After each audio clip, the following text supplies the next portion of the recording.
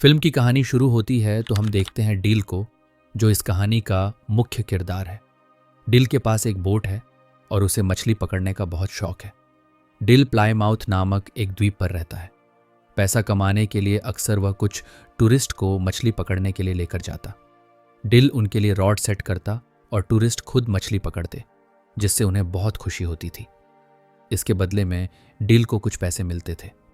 आज भी डिल और उसका साथी दो टूरिस्ट के साथ हैं जिन्होंने मछली पकड़ने के लिए पैसे दिए थे। लेकिन आज कुछ अलग होता है। जब मछली पास आई तो डिल अपने क्लाइंट को रॉड देने से इनकार कर देता है।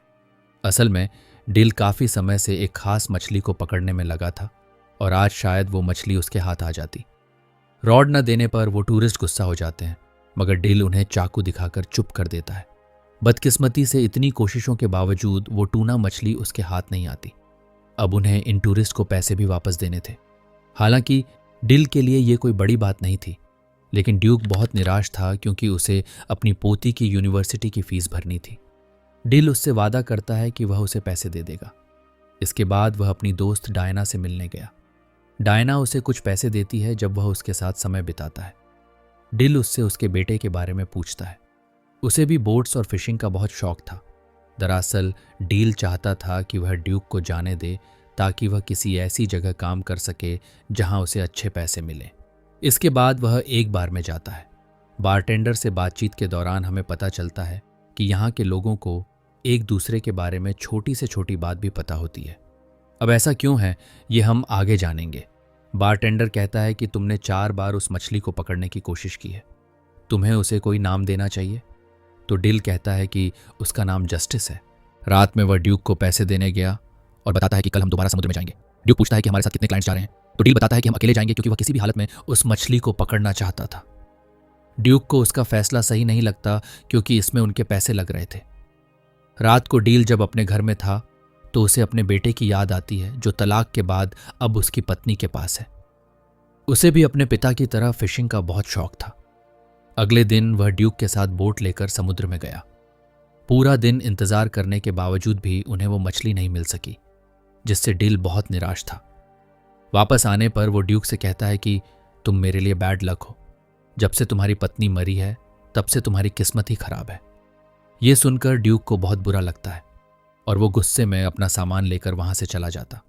लेकिन दरअसल डील ने यह जानबूझकर किया था ताकि ड्यूक कहीं और काम ढूंढ ले। रात में बार आने पर बारटेंडर उसे समझाता है कि वो उस मछली को पकड़ने की जिद छोड़ दे, लेकिन डिल उसकी बात नहीं सुनता। तभी उससे मिलने वहां कैरेन आती है, जो दरअसल डिल की एक्स वाइफ है। डिल जानता था कि वो यहाँ किसी मकसद से आई है। अपनी बोट पर ले जाने के बाद वो उससे पूछता है, तुम्हें मुझसे क्या चाहिए? उनकी बातों से हमें पता चलता है कि डिल पहले आर्मी में था, किसी कारण उसने वो नौकरी छोड़ दी। कैरेन कहती है कि तुम ठीक थे और मैं गलत। दरअसल डील से तलाक लेने के बाद कैरेन ने फ्रैंक से शादी कर ली थी। फ्रैंक एक अमीर इंसान था, मगर अच्छा इंसान नहीं था। वो कैरेन को मारता और हमेशा उस पर नज़र रखता। उसका पागलपन और भी बढ़ गया है। डिल उससे अपने बेटे पैट्रिक के बारे में पूछता है तो कैरेन रोने लगती है। वो कहती है कि पैट्रिक हमेशा सहमा हुआ अपने कमरे में रहता है, उसे यह सब सुनना न पड़े, इसलिए वो पूरा दिन कंप्यूटर पर गेम। उसके टीचर्स का कहना है कि वह बहुत होशियार है, लेकिन अब वह बहुत चुप चुप रहता है। डिल कहता है कि तुम उससे तलाक ले लो, तो कैरेन कहती है मैं ऐसा नहीं कर सकती, वो मुझे मार देगा, और इसीलिए वो यहाँ आई थी। दरअसल वह चाहती थी कि वो और डिल मिलकर फ्रैंक को मार दें। वो उसे मछली पकड़ने के बहाने बोट पर लाएगी और इस काम के लिए वह उसे $10 मिलियन देने के लिए भी तैयार थी। लेकिन डिल इस पर मना कर देता है क्योंकि वह किसी को मारना नहीं चाहता था। कैरेन के जाने के बाद एक सूट पहने आदमी डील को ढूंढते हुए आता है। दरअसल वो कई दिनों से डील पर नज़र रख रहा था, मगर वो डील से मिल नहीं पाता। अगली सुबह जब डिल समुद्र में नहाने गया तो उसे अपने बेटे की आवाज़ सुनाई दी और एक पल के लिए उसे उसका चेहरा भी दिखाई दिया। इस बीच हमें फ्रैंक और कैरेन के चिल्लाने की आवाज़ें सुनाई देती हैं। हम पैट्रिक को देखते हैं जो अपने कमरे में था, यानी इन बाप बेटे के बीच कुछ तो कनेक्शन है। खैर, उधर कैरेन का पति फ्रैंक होटल पहुंच गया था जहां कैरेन रुकी थी। उसे देखकर कैरेन घबरा जाती है क्योंकि वो 2 दिन बाद आने वाला था। आते ही वो कैरेन को टॉर्चर करता है। अगले दिन डिल एक लोकल शॉप से फिशिंग का सामान लेने गया। तब वहां काम करने वाली औरत उसे बताती है कि लोग फ्रैंक को लेकर चर्चा कर रहे हैं कि वो 1 घंटे तक अपनी पत्नी को बेल्ट से मारता रहा और कैरेन के मुंह से आवाज तक नहीं निकली। डिल इस बारे में बात किए बिना वहां से चला गया। बोट के पास आने पर उसने देखा कि फ्रैंक कैरेन के साथ उसका इंतजार कर रहा था। फ्रैंक कहता है, मेरी पत्नी ने बताया कि तुम हमें फिशिंग पर नहीं ले जाओगे। डिल कहता है, मैंने कुछ नियमों का उल्लंघन किया है, इसलिए मैं किसी को अकेले बोट पर नहीं ले जा सकता। फ्रैंक कहता है, इस छोटे से आइलैंड पर कानून पैसों के आगे हार जाता है, तो तुम इस बात की फिक्र मत करो। लेकिन डिल फिर भी इसके लिए नहीं मानता। तब फ्रैंक कहता है, हर आदमी की कोई कीमत होती है। मैं कल यहां आऊंगा और तुम मुझे फिशिंग पर ले जाओगे। इसके बाद वह वहां से जाने लगता है। इस बीच वही अनजान आदमी डील को ढूंढते हुए उसके पास आता है, लेकिन इस बार भी डील उसकी बात सुने बिना वहां से निकल जाता है। वो आदमी अपनी घड़ी देखकर कहता है, मैं 20 सेकंड लेट हो गया, कुछ तो गड़बड़ है। बाद में डिल एक मछली बेचने जाता है, जहां कार्लोस उसे बताता है कि तुम्हें कोई ढूंढ रहा था, लेकिन डिल को इसमें कोई दिलचस्पी नहीं होती। फिर वह डायना के बिल्ली को देने जाता है जो गुम हो गई थी। डायना कहती है, मैंने सुना कि कैरेन ने तुमसे मदद मांगी थी। तुम एक अच्छे इंसान हो, मुझे लगता है कि तुम्हें उसकी मदद करनी चाहिए। वहां से निकलने के बाद ड्यूक उससे मिलने आया।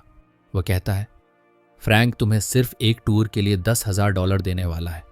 मुझे अपनी पोती की फीस देनी है, तुम्हें उसकी ऑफर मान लेनी चाहिए। डिल कहता है, मैं तुम्हारी बात क्यों मानूं? तो ड्यूक कहता है, मैं जानता हूं तुम ये सब क्यों कर रहे थे, लेकिन मुझे तुम्हारी रहम की जरूरत नहीं, मुझे तुम्हारी मदद चाहिए। अब ड्यूक की मदद करने के लिए डिल मान जाता है। बाद में कैरेन फिर से डिल से मिलने आती है। डिल कहता है, मैं उसे सिर्फ फिशिंग पर ले जाऊंगा, मैं उसे मारने वाला नहीं हूं। तो कैरेन कहती है, वो मुझे और पैट्रिक को मार देगा। मैं जानती हूं कि तुम उससे बात करते हो, वो अपने कंप्यूटर से तुम्हें सुन सकता है। तुम दोनों एक दूसरे से जुड़े हुए हो। डिल उसकी बात का कोई जवाब नहीं देता। खैर, बाद में जब वह और ड्यूक समुद्र में होते हैं तो डिल अपने दिल की बात कह देता है कि उसे यहाँ कुछ गड़बड़ लग रही है। फिशिंग के दौरान डिल फ्रैंक से पूछता है कि क्या उसके बच्चे हैं। तो फ्रैंक कहता है, मेरा एक सौतेला बेटा है, मैंने उससे दोस्ती करने की बहुत कोशिश की, लेकिन वो पूरा दिन अपने कंप्यूटर पर लगा रहता है। उसके मैथ्स टीचर कहते हैं कि वो जीनियस है, लेकिन वो पूरा दिन एक बेकार से गेम में लगा रहता है जिसमें एक आदमी पूरा दिन फिशिंग करता है। वो मुझे पसंद नहीं करता। डिल पूछता है, वो तुमसे इतनी नफरत क्यों करता है? तो फ्रैंक कहता है, मैं नहीं जानता, लेकिन एक दिन मैं उसे ही मार दूंगा। ये सुनकर डिल को गुस्सा आ जाता है, लेकिन इससे पहले कि वो कुछ करता, उनके हुक में एक बहुत बड़ी शार्क फंस जाती है और वो लोग उसे पकड़ने में लग गए। खैर, वापस आने के बाद डिल कहता है कि कल हम दोबारा से जाएंगे। कैरेन को मौका मिल जाता है बात करने का, इसलिए वो डिल को फिर से ऑफर करती है कि वह फ्रैंक को मार दे। कैरेन कहती है कि पैट्रिक भी यही चाहता है। ये सुनकर डिल सोच में पड़ जाता है। ड्यूक ने भी उनकी बातें सुन ली थीं। वह डील से पूछता है, क्या तुम उन लोगों को जानते हो? तो डील कहता है, वो मेरी एक्स वाइफ है। आर्मी में नौकरी के दौरान मैं एक जंग पर गया था। वहां से लौटने के बाद मुझे पता चला कि वो फ्रैंक के पास जा चुकी है। ड्यूक उसे सलाह देता है कि हालात चाहे जैसे भी हों, उसे किसी को मारना नहीं चाहिए।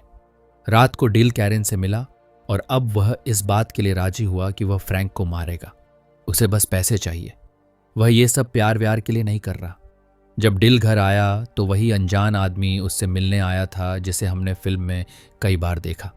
खैर, वह एक डिवाइस लेकर आया था जिससे डिल उस ट्यूना मछली को पकड़ सकता है जिसे पकड़ने का सपना डिल बहुत समय से देख रहा है। और ये डिवाइस वह आदमी डील को मुफ्त में देने वाला था। उस आदमी के मुंह से निकल जाता है कि यही खेल का नियम है और मैं ही नियम हूं। यह सुनकर डिल को अजीब लगता है और उस आदमी पर शक भी होता है। इसलिए वह उसे धमकाता है और पूछता है कि बता, तुम कौन हो? तब वह आदमी, जिसका नाम रीड है, बताता है कि असल में ये सब असली नहीं है, ये बस एक खेल है और खेल का नियम है कि यहाँ कोई मरेगा नहीं। तुम एक कैरेक्टर हो और तुम्हें उस ट्यूना मछली को पकड़ना है। डील को उसकी बातों पर विश्वास तो नहीं होता, मगर इस जगह को लेकर उसे हमेशा शक रहता था। उसे याद ही नहीं था कि वह कब यहाँ आया और कितने समय से यहाँ है। वैसे यहाँ दर्शक ये जान जाते हैं कि ये खेल शायद उसके बेटे ने ही डिजाइन किया है, मगर क्यों और किस लिए? रीड का कहना था कि पिछले कुछ दिनों से गेम में गड़बड़ है। यानी जिसने ये गेम बनाया है, शायद वह चाहता है कि अब तुम उस आदमी फ्रैंक को मारो। मगर मेरे नियमों के मुताबिक इस द्वीप पर किसी को भी मारना मना है। इसलिए मैं तुम्हें नियम बताने आया हूं, और मुझे खुद भी नहीं पता कि जिसने ये गेम बनाया है वह नियम क्यों बदल रहा है। डील को उसकी बात बकवास लगती है। अगली सुबह डील ने महसूस किया कि वह अलार्म से पहले उठ नहीं पाता, जो इस बात की ओर इशारा करता है कि शायद सच में वह किसी गेम में। हर जगह उसे बस एक ही बात सुनने को मिल रही थी, जाओ और उस मछली को पकड़ो। डिल याद करने की कोशिश करता है कि आखिर वह इस द्वीप पर आया क्यों और कब, मगर उसे अपने दिमाग में ऐसी कोई भी याद नहीं मिलती। वह अपनी गाड़ी में बैठकर काफी आगे निकल जाता है और अब उसे महसूस होने लगता है कि यह सब सच नहीं है। वह खुद से बातें कर रहा था। तभी उससे मिलने डायना का बेटा सैमसन आता है। वह कहता है, आपको किसी की जरूरत थी, क्या मैं आपके साथ काम कर सकता हूं?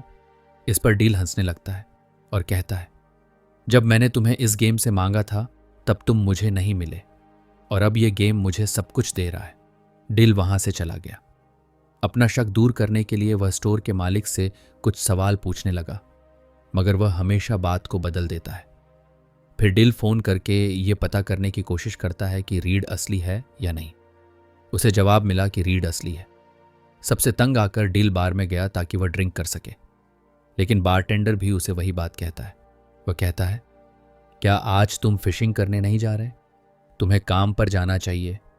टूरिस्ट्स को मत लेकर जाना, वे हमेशा तंग करते हैं। यानी गेम के नियम उसे फ्रैंक को न मारने के लिए कह रहे थे, लेकिन पैट्रिक के दिमाग में कुछ और ही चल रहा था। दूसरी तरफ दिखाया जाता है कि जब कैरेन की आंख खुली तो उसने फ्रैंक को बाथरूम में घायल पाया। पिछले रात 6 लोगों ने उसे मारा था। दरअसल यह काम ड्यूक का था। उसने ही फ्रैंक को मारने के लिए कुछ लोगों को पैसे दिए थे ताकि वह आज बोट पर ना आ सके। ड्यूक डील से कहता है, मैंने तुम्हारे लिए जो सही लगा मैंने वही किया। इस बात से डील को बहुत गुस्सा आता है। जख्मी होने के बावजूद कैरेन फ्रैंक को मना लेती है कि वह फिशिंग पर जाए। डिल समुद्र के किनारे निराश बैठा था। तभी रीड उसके पास आता है। डिल कहता है, मुझे कुछ भी समझ नहीं आ रहा कि मैं यहाँ क्यों हूँ। मेरी जिंदगी का मकसद क्या है? क्या मैं पागल हो चुका हूँ? रीड कहता है, इस बारे में तो मैं भी कुछ नहीं जानता, लेकिन मैं ये जानता हूँ कि यहाँ हो क्या रहा है। हम सब किसी का सपना है, और हमारे बारे में सिर्फ वही जानता है जिसने हमें बनाया है, और शायद तुम जानते हो कि वो कौन है। तो डील कहता है, हाँ, वो एक छोटा बच्चा है जो एक अंधेरे कमरे में बैठकर हमें देख रहा है। उसका सौतेला बाप उसकी माँ को मारता रहता है। शायद इसी वजह से उसने ये बनाया है, इस उम्मीद में कि शायद एक दिन वह अपने असली पिता को वापस ला सके और अपने सौतेले बाप को सबक सिखा सके।